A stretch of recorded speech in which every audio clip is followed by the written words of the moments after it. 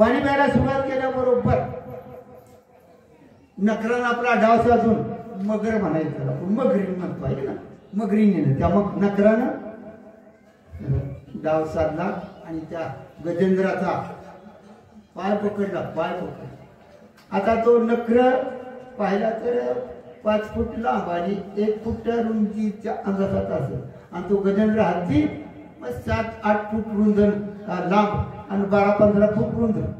त्याच्या तुलनाच करायला येत नाही, पण त्याच्या राज्यामध्ये असल्यामुळं किंवा पाण्यामध्ये असल्यामुळं त्याचा इरादच घडून गेला. कुणाचा? गजेंद्र.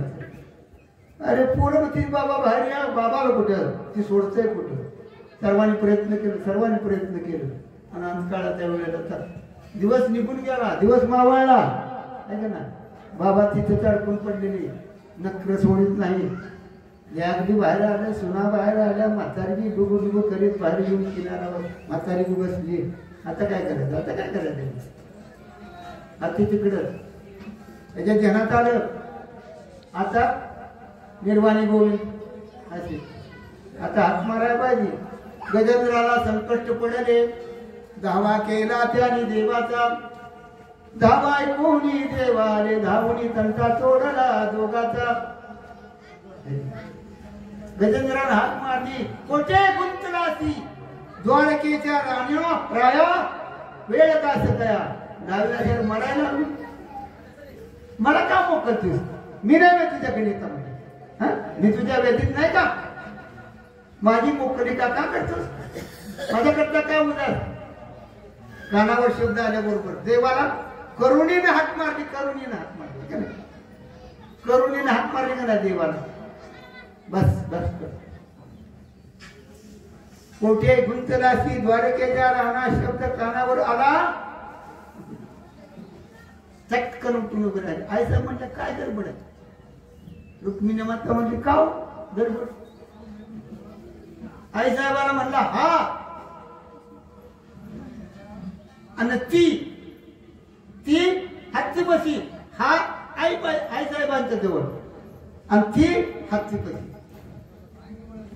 इतका आम्हा घाली पाठी आपण काही काळ असा करुणवान असणारा भगवंता परमेश्वर त्याच्या नामाचा गजर केला ना, त्याला तो पावन सदैवच पावन आहे. आणि मग हे संतांनी पडताळून बघितलं, हत्तीची सोडवणूक केली आणि त्यात पुढं तुकाराम महाराज या संदर्भात तुकाराम महाराज सद्गुरु समर्थाच्या चरणाची सेवा करा, प्रभू परमात्म्याची सेवा करा, ऐक नाही जीवन उत्तीर्ण होईल. आणि त्याच कवीच्या संदर्भातून की यम जम ही मंडळी दुसऱ्या कुणालाही माने. यमराजाचं कर्म कार्य इतकं कटाक्ष आहे, यमा इतकं कार्य कुणाचंच कटाक्ष नाही. एक क्षण नाही, 0 क्षण सुद्धा माग का पुढे होणार नाही. यमाचं कार्य आहे ना. मरणाच्या टायमाला 1 क्षण सुद्धा नाही चुकत. यमराजा एका क्षणाचा सुद्धा फरक पडत नाही, त्या क्षणाला तो उचलला, त्याला सुद्धा भाग पडली. कशामुळं? नाशिले प्रायचित व्यवसाय. आणि ही म्हणूनच आपल्या साधू संतांनी, ऋषी मुनी, तुकाराम महाराजांसारख्यांनी माऊलीपासून निरोपरायापर्यंतच्या संतांनी आपल्या सर्व समाजाची जी करुणा घेतली, करुणा भागली, दया त्यांच्या हृदयामध्ये आली. म्हणून त्यांनी हे साठा करून जे ठेवला गेला, त्या साठ्याचा आपण उपयोग करून त्या साठ्याप्रमाणे, त्यांच्या म्हणण्याप्रमाणे प्रभू परमात्म्याची शरणागती पत्करून अशा कार्यक्रमामध्ये, अशा सोहळ्यामध्ये आज आपण 4 दिवस शिवजीचा सोहळा करतो आहे ना. आज आपण 5व्या-6व्या दिवसात सोहळ्यात आहे. 5-6 दिवसाचा आज काळ गेला का नाही, आनंदीमय काळ, आनंदाच्या डोळे आनंद. चला 5-6 दिवसाचा काळ तिकडे 4-5 दिवसाचा गेला. आज 4 वाजल्यापासून अवघी दुमाली पंढरी. ते महाराज आमचे कुठे गेले म्हणते, त्यांचा साखा निघा अभंग असतो. विठ्ठल विठ्ठल गजरी अवघी दुमली गोजनपुरी आहे का नाही.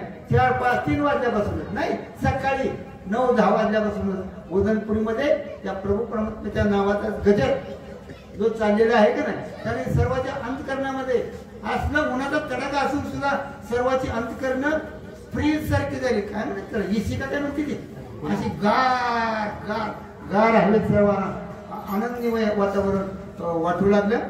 आणि त्याचबरोबर आज या ठिकाणी या सर्व मंडळीच्या समोर मी माझे भाग्याचाच हे समोर, आणि माझं भाग्य म्हणजे की आपल्या सर्वांच्या पायाच्या पुण्याने ही गादी नाही, तुका म्हणे येते पाहिजे इतरांना नाही, पण ही आपल्या सर्वांची पुण्य. पहिल्यांदाच मी सांगितलं, मी लाडकी लेक संताची मधुवरी कृपा होत, माझ्या या माता भगिनींच्या इच्छेला आज बहर आला, बहर आला असं मी समजू की या माता बहिणीची इच्छा अनेक दिवसाची आहे का नाही. ह्या आमच्या दिदीनं या बाहुल्यावर एक ही ईडी आहे पूर्वी, इथे लग्न लावून एक दिवस आहे का नाही आम्हाला बाजूला व्हायचे, असं आमच्या लग्नाचा सोहळा आम्हाला आनंद होईल अशा हेतून त्यांच्या इच्छेला जो आनंद झाला, या माझ्या बांधवाच्या, या माझ्या लेकरांच्या, माझ्या पितृवर्गासारखी मंडळीची आई या ठिकाणी त्यांना जो आनंद झाला ना, तो मला आनंद आहे. आणि झालेली सेवा आता आहे का नाही आपण थांबूया.